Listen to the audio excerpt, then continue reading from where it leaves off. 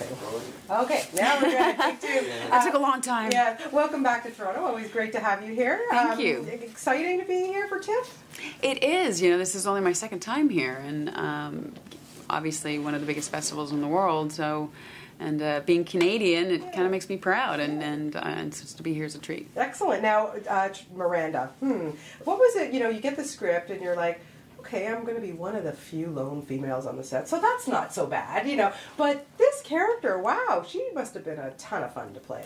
She was, and that's what drew me to the character in the first place, is because, you know, coming off of Battlestar in a very kind of heavy, deep role, and a few of the other things that I've been doing, and Burn Notice again was like this heavy kind of character, and Miranda was just crazy and fun, and you know, yes, she's been incarcerated, and yes, her last 3 husbands have died mysteriously, but you know, both Jonathan Sobel and I just agreed that she didn't kill them. She's just that crazy, full of life type character, and things happen. She doesn't have a filter. She doesn't have a, you know, maybe I shouldn't say that kind of thing. So for me, it was a different character that I've played, and I was drawn to the script immediately. Yeah, it brought out your wild inner. Did it bring out your inner wild woman? Yeah, you know, it did. I was less concerned about. It was just fun to be able to be on set and be crazy, and you know, you wanted the audience to like the character as well. You know, you don't want Cal to be running away from her. I mean, running away from her to save himself, but you kind of you wanted the audience to like her as well, and know that she's not mean-spirited. She's just a little troubled.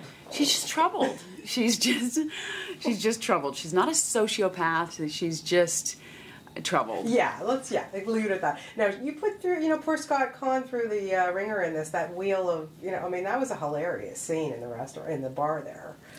Yeah, you know, I haven't seen it myself. Okay, you'll see. It's so odd to be doing press and going, is that scene still in there? It's definitely still in there. Yeah, it was hilarious. That bar scene was funny because we, the first part of the day, took up a lot trying to just get the logistics and everything, and my ex coming, where's he coming from around the corner and so forth, so that when we got to the actual wheel part of it, we had about 20 minutes to film. And it was supposed to be the last half of the day. So we had to really kind of just wing it and go, okay, you're all standing in a line, and you're all watching it, and then you go this way, you go that way, and it's done. So that's the scene. I'm curious to see how it turns out. It was good. Good. Well, working with Scott, he's a blast. And besides, you know, I mean, he's a smaller guy. You're quite tall. So, yeah. Well, you know, in the script, actually, it was alluded to. I mean, it was written that he was called I called him Pee-wee a lot, and then we actually took some of that out in ADR afterwards because it ended up making Miranda sound a little mean, right? And we didn't want that. But it was originally in the script before we were cast that she calls him Pee-wee. Yeah. But Scott's great with it. I mean, you know, it's not like he was 6'2" and shrunk. I mean, he's grown up that way, and he's a rock. I mean, he does Taekwondo. Oh yeah, he's a tough dude. He's a tough dude, and you know, there's the one scene where we first meet up again, and I jump up onto him. Right. I went, Scott, I'm gonna hurt you. I mean, I know I'm thin, but yeah, I'm 5'10", 5'11". I'm strong. And he goes, don't worry about it. And it was like hitting a Mack truck. I mean, he's just a solid guy. Yeah. Although most of your scenes are with him, of course, but, you know, what a great cast all around. Like, great guys to be around. When I was saying what Jason Jones is so freaking hilarious, did you have a lot of time with him? Because there's a few little scenes, but not a lot. You know, I actually met Jason this morning doing press.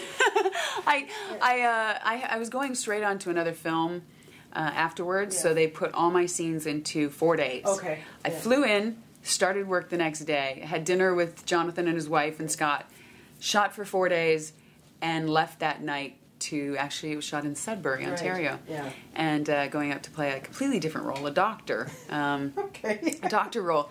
So I never got to meet any of the fellows. And oh, what a drag. Yeah, so it's going to be kind of fun tonight to meet. I think Harvey's in town. And, oh, yeah, I just talked to him. He's so much fun. Yeah, oh, my God. yeah. You know, in one way, you kind of want to go, oh, but because I like guys. I'm a guy's girl, and not that I don't like girls, but and so I imagined it was going to be a fun set. Yeah. But it was quick. It was quick. I was in and out, and I haven't met anybody else. Well, you'll have a good time at the premiere. I promise you that. Now, I have to tell you, I'm a big TV holic, so I watch lots of TV and stuff. And I particularly love seeing you on 2.5 Men. The little couple episodes you had on that. Yes. Did you have a good time working on that show? I had a great time. I was nervous going in. I'd never done sitcom before. Never done, 3-camera. Live audience type thing. So my good friend Katie Sackhoff, the night of airing the live scene, she gets onto set and she goes, she comes into my trailer and she brings me like a mini Patron bottle. So I had a shot of tequila before I did the live show, and one shot doesn't do anything, but it was just very sweet of her to come in and go, you can do it. It was so much fun. The cast is fantastic. Really great cast. And so it was nice to be. John Cryer's such a scream. He's hysterical, and just everybody on the show was fantastic. So who knows? I may be back. Well, yeah, it's possible because I think it starts up again this season. But yeah, him and Chelsea are still. You never know, right? So you never know. Gail could be back. She could be stirring up some trouble. Okay, so another film coming up. I think you have. Just correct me if I'm wrong because I never know from this internet stuff. But Open House. Yes, Open House is out now. It's Stephen Moyer, Anna Anna the True Blood Paquin. team there. Yes, and they actually have smaller roles in it. It's Anna's brother, Andrew Paquin, that wrote it and directed it. And Brian Garrity from The Hurt Locker is who I have most of my scenes predominantly with. We play sort of incestuous, very dark. I do play a sociopath in this, complete sociopath serial killer. Oh, cool. And he's my brother, twin, who pretty much does the dirty work of disposing of them for me. Interesting.